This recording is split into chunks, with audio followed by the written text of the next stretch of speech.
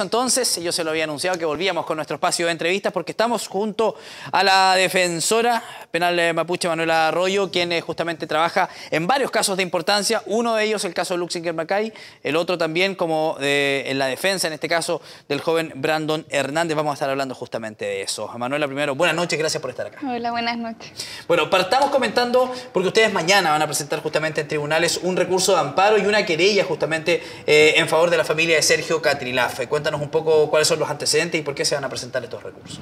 Bueno, sí, el día viernes se dio a conocer a través de las redes sociales en el desconcierto un video en el cual mi representado señalaba de que no iba a acatar la orden de la Corte de Apelaciones de presentarse a cumplir su medida cautelar, que sí se iba a presentar al juicio, razón por la cual se diligenció una orden de detención que había solicitado la Fiscalía. Había solicitado anteriormente, ya había habido otro allanamiento. Sin embargo, esto tomó como nuevos ribetes bastante más violentos cuando el día sábado en la madrugada, carabineros de fuerzas especiales ingresaron al domicilio de la hermana de Sergio, que no vive ahí Sergio, en el ex fundo del Aromo, camino a Niágara por ahí. Y bueno, ingresaron violentamente, había niños ahí, y en esa circunstancia es reducido el cuñado de Sergio, quien es maniatado, luego es tirado al suelo, luego sin zapatos, sin ropa, él es conducido hacia la parte de afuera de su casa, lo tiraron al suelo, lo apuntaron con armas, lo golpearon y posteriormente mientras lo golpeaban también le preguntaban dónde está Sergio y luego de eso le pusieron en su bolsillo balas y granadas, diciéndole que si él no decía dónde estaba lo iban a acusar por tenencia de armas. Además, durante todo eso lo estaban apuntando, apremiando, mientras él, digamos, porque le torcían los brazos, abría la boca, trataba de respirar y le ponían la cabeza en el suelo, le tiraban tierra en su boca y lo trataban de ahogar y eso duró como 1 hora porque lo hacían descansar, le preguntaban, lo hacían de nuevo. Sin embargo, como él no tiene conocimiento de dónde está Sergio, él, digamos, este interrogatorio que hizo la policía no dio efecto, razón por la cual finalmente se fueron. Sin embargo, se dio pronto aviso al Instituto Nacional de Derechos Humanos, quienes comparecieron inmediatamente, lo acompañaron hacia el consultorio donde se constató lesiones que eran coherentes con lo que él señalaba. Y bueno, producto de ello también estamos trabajando en conjunto y el día de mañana vamos a presentar una querella y un recurso de amparo. Porque si bien es entendible que hay una persona con orden de detención, sí, Carabineros tiene prerrogativas, lo cierto es que también detenciones deben diligenciarse conforme a los estándares de derechos humanos y no interrogar a una persona ejerciendo violencia y coacción en contra de su persona. En este caso en particular, ustedes han hecho varias denuncias respecto a este tema justamente del uso desmedido quizás de la fuerza por parte de la policía, el hostigamiento, incluso contra la policía de investigaciones, por ejemplo, para lograr el testimonio de quien al parecer es el testigo clave en este caso.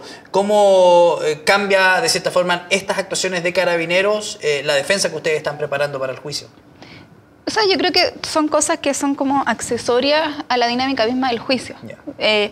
Si bien lo que sucedió con Peralino dice relación con la forma en que se obtuvo esta confesión, entre comillas, que luego se desvirtuó con sus mismos hechos, pero que en definitiva apuntan hacia que cualquier proceso, cualquier investigación independiente de la gravedad que tenga debe regirse según los estándares de derechos humanos, según el debido proceso. Y lo cierto es que no podemos hoy día crear un sistema o participar dentro de un sistema judicial en el cual todo fin justifica los medios, porque en definitiva estaríamos volviendo hacia atrás, hacia un sistema donde no se respetan los derechos humanos. Y lo cierto es que lo que hemos ido planteando durante este tiempo, es vislumbrar los mecanismos en que la policía trabaja, particularmente con los sectores más vulnerables, campesinos, indígenas, personas de verdad que son personas que, digamos, de escasos recursos, de poca educación y que en definitiva lo que hacen un poco es acciones de coacción, de violencia, manipulación muchas veces, que en definitiva lo único que hacen son ensuciar las causas, vulnerar el derecho y obtener prueba que es ilícita. Bueno, Sergio se ha declarado como prófugo de la justicia. ¿Afectan algo la defensa que ustedes están preparando también, en la condición que él tiene actualmente? Mira, en términos como técnicos, lo cierto es que la audiencia de preparación de juicial ya comenzó. Él compareció, me dio patrocinio y poder a mí y a los otros colegas. Y la audiencia de preparación de juicio en estricto rigor no exige la comparecencia de los imputados. Por ejemplo, yo trabajé en Santiago muchos años donde se preparaba sin los imputados, no se despacharon de detención como acá. Entonces, lo cierto es que al menos esta etapa procesal a mí como defensora no me afecta mayormente de que él no esté ahí, ni tampoco afecta el transcurso del proceso. Ahora distinto es la juicio oral, donde uno de los requisitos para la validez de este juicio es precisamente la comparecencia de los imputados. Bueno, el imputado en sí, dentro de este video justamente le apunta que sí va a comparecer durante el proceso de juicio. ¿Ustedes confían en que va a estar? Lo que pasa es que, mira, esta es como la tercera vez que Sergio obtiene su libertad. Las 2 veces anteriores compareció voluntariamente. Y lo cierto es que si él señala que lo irá a hacer, yo creo que, de verdad creo que es lo mejor para él, porque estoy súper segura de que lo vamos a absolver. La razón, de cierta forma, de esta condición, él dice no querer acatar ya, básicamente habla de injusticia, debido a lo que finalmente determinan los tribunales. ¿Qué dice la familia de Sergio? ¿Qué dices tú como defensora de cierta forma de esta condición que él ha decidido adoptar? Sí, lo que pasa es que el problema es que esta causa se ha dilatado mucho, se ha extendido mucho. Igual hay indicios súper positivos para la defensa. De hecho, imagínate que le están pidiendo presidio perpetuo calificado y en los tribunales de garantía siguen otorgando la libertad. Entonces eso igual te va dando indicios de que mucha prueba no hay. En verdad hay muy poca prueba. Por otro lado, quizás como estratégicamente, como defensa, no es la mejor opción que él tome esa decisión. Sin perjuicio de ello, lo cierto es que a mí técnicamente no me afecta, respeto su decisión, porque en definitiva ha sido un proceso tan extenso y tan viciado que también entiendo como su decisión, aun cuando técnicamente, si bien no afecta en el fondo, lo cierto es que tampoco tiene mayor relevancia. Pero Manuela, tú como defensora, ¿de quién es culpa finalmente esto que se dilate tanto, este juicio? Mira, siempre el querellante como que ha apuntado que nosotros como defensa hemos dilatado esta causa. Sin embargo, ha sido la Fiscalía quien nunca entregó la prueba a momento, la ha entregado a gotas de forma desordenada, es por eso que se fue dilatando. Y por otro lado, no sé, un claro ejemplo es que esta semana los querellantes no podían ir a audiencia, tenían que ir fuera de Chile u otras cosas y ellos mismos dilataron esto. Entonces, ha sido bien complejo, yo creo que es la voluntad de todos que se realice lo más pronto posible. Sin embargo, me parece también que existen muchas presiones políticas, existe mucha intervención y creo que hoy día lo más sano sería para que se realizara el juicio lo más pronto posible. De eso quiero hablar. Tú apuntas a que hay varias presiones políticas dentro de este caso. Tú en algún momento participabas, eras integrante de la Defensoría Penal Mapuche, justamente. Tuviste que salir, hoy día asumes esta condición como defensora privada, de cierta forma, de Sergio Catrilaf. Y apuntaste que por presiones políticas finalmente la Defensoría Penal Pública te saca del cargo. Claro, o sea, igual hay un problema de fondo en lo que es la Defensoría Penal Pública y siempre ha sido como una demanda que desde la misma Defensoría o de la Defensoría en general se ha levantado que dice relación con la autonomía. Porque la Defensoría Penal Pública depende del Ministerio de Justicia. Entonces estamos aquí en una causa donde por un lado el Ministerio de Interior vía Intendencia es querellante, la Fiscalía depende también del Ministerio del Interior, o sea, también es parte del Estado, claro, lleva la persecución estatal. Por otro lado, la Defensoría es parte del Ministerio de Justicia. Yo trabajé ahí y en definitiva, claro, uno no tiene la libertad del defensor para determinadas cosas, pero en decisiones importantes eso queda bastante en entredicho. ¿Hay llamados de Santiago? O sea, por ejemplo, cuando sucedió lo que cuando a mí me desplazaron de la Defensoría, aparece Mahmoud Alewi, que es el subsecretario del Interior, conversando con el Defensor Nacional. Entonces yo con qué cara le decía a mis imputados cuando salían abrazados, riéndose, decir, bueno, no, yo trabajo para usted y no para mi jefe, en circunstancias de que obviamente nosotros como defensores tenemos que seguir ciertos lineamientos, uno vive del sueldo que te da el Estado, y si bien yo quiero decir así abiertamente que hay muchos colegas, defensores y defensoras que trabajan a conciencia y siendo lo más consecuente posible con sus convicciones. Lo cierto es que igual es una estructura jerárquica en la cual uno no tiene libertad y muchas veces, digamos, incluso dentro de las estrategias que uno utiliza, de la forma en que lleva a cabo el trabajo, choca con la institucionalidad y en estos casos tan difíciles sí hay presiones políticas y no solo en esta causa. He sabido de otras causas donde incluso llaman del gobierno a defensores. Respecto a tu acusación en contra de Alberto Chifel, en algún momento apuntan directamente al racismo. No solamente tu acusación, hay otras acusaciones en contra del fiscal jefe de Temuco. ¿Esas se mantienen? ¿Están así? Mira, cuando surgió este cuestionamiento respecto a la imparcialidad de la Fiscalía, recordemos que la Fiscalía tiene un deber constitucional de objetividad, ¿ya? Por lo tanto, debe investigar tanto las razones que sirven para condenar a algo como las que logran sobreseerlo o absolverlo, lo cual claramente nunca ocurre aquí en la Araucanía. Y desde el mismo seno de la Fiscalía, recordando las acusaciones del ex fiscal Traipe, que daban cuenta de que existía racismo dentro de la Fiscalía, nosotros, incluso dentro de la Defensoría, presentamos distintas cartas, pidiendo explicaciones. La familia de mis representados viajó a Santiago, y eso fue como el contexto del video, exigiendo también explicaciones por ello, porque cuando existía un cuestionamiento respecto al actuar de la Fiscalía, claramente se apuntaba a que había un actuar racista. Y si me pregunta a mí, evidentemente sí. O sea, yo creo que aquí cuando la víctima es una persona indígena, cuando la víctima es una persona pobre, claramente el sistema judicial y los operadores que están dentro de ella actúan de forma distinta. O sea, aquí también siempre hay un sesgo clasista, hay un sesgo racista, ¿pero también hay un sesgo de género. Directamente a Alberto Chifel y quizás no al sistema, quizás no al porque fue el mismo exfiscal el que apuntó hacia Alberto Chifel como que era una persona racista. Y lo cierto es que en verdad todas las investigaciones que han sido dirigidas por la FIAC, por decirlo de forma genérica, y que están bajo su responsabilidad, tienen ese sesgo, y es algo que yo sigo manteniendo hasta hoy día. En todo caso, la denuncia del fiscal Traipe no fue acogida finalmente por los tribunales. Tengo entendido que la denuncia no fue acogida. ¿No cambian nada, de cierta forma, las críticas que se le hacen a Alberto Chifel después de esa resolución?